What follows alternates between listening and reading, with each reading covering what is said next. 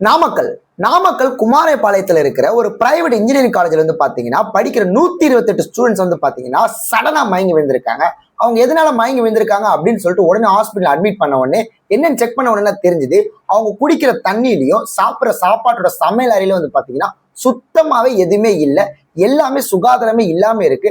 அந்த குடிக்கிற தண்ணியில வந்து பாத்தீங்கன்னா புழு பூச்சி எல்லாமே இருக்கு. அவங்க 128 பேருக்கும் வந்து பாத்தீங்கன்னா சடனா மயக்கம் வந்திருக்கு, அவங்களுக்கு உடம்பு சரியில்லாம போயிருக்கு. அதனால வந்து பாத்தீங்கன்னா ஹாஸ்பிட்டல் அட்மிட் பண்ணிட்டாங்க.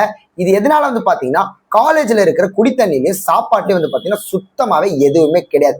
இதுதான் one of the main reason. இந்த சம்பவம் ஆன உடனே வந்து பாத்தீங்கன்னா அந்த காலேஜ்ல 5 நாள் வரைக்கும் விடுமுறை விட்டுருக்காங்க. அவங்க குடிக்கிற தண்ணியிலும் சாப்பிட்ற சாப்பாட்டுல சுத்தமாவே இல்லைன்னா அங்க ஒரு ப்ராப்பரான மேனேஜ்மெண்டே இல்ல. இதை வந்து அரசு கவனிக்காம இருந்திருக்கு. அவங்களுக்கு சுகாதாரத்துறை லைசன்ஸை கேன்சல் பண்ணிருக்காங்க. இது எல்லாமே நடந்தாலும் வந்து பாத்தீங்கன்னா அங்க ஒரு ப்ராப்பரான சானிடைசேஷன் எதுவுமே கிடையாது. இதுக்கப்புறம் வந்து பாத்தீங்கன்னா அந்த காலேஜ்ல இருக்கிற ஆபீசர்ஸும் நம்ம கவர்மெண்ட்டும் அந்த காலேஜுக்கு சுத்தமான தண்ணீரும் நல்ல சாப்பாடும் சூப்பரா ரெடி பண்ணி தரணும் அப்படின்னு சொல்லிட்டு என்னோட கோரிக்கையை நான் இங்க வைக்கிறேன். இந்த மாதிரியான விஷயங்கள் நடந்தாலும் வந்து பாத்தீங்கன்னா நம்ம கவர்மெண்ட்டுக்கும் இதுல நிறைய பங்கு இருக்கு. ஏன்னு வந்து பாத்தீங்கன்னா இந்த மாதிரியான விஷயங்களை நம்ம கவர்மெண்ட்ல இருக்கிற ஆபீசர்ஸ் தான் வந்து பாத்தீங்கன்னா ப்ராப்பரா மேனேஜ் பண்ணணும்.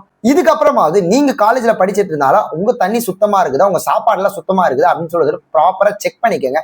ஏன் வந்து பாத்தீங்கன்னா வாந்தி மயக்கத்தோட சரி அங்க இருக்கிற ஸ்டூடெண்ட்ஸ்க்கு எதுவுமே ஆகல. சப்போஸ் வேற எதனா விபரீதம் நடந்திருந்ததுன்னா என்ன ஆயிருக்கும் பாருங்க. குடிக்கிற தண்ணினால நம்ம உயிரே போயிருக்கும்.